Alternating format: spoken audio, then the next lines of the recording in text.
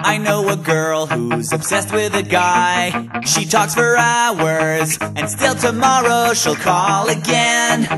And when he thinks that this could be the end, she calls again. At 6 in the morning, she waits at the door. He tells her to leave, but still tomorrow she'll be there again.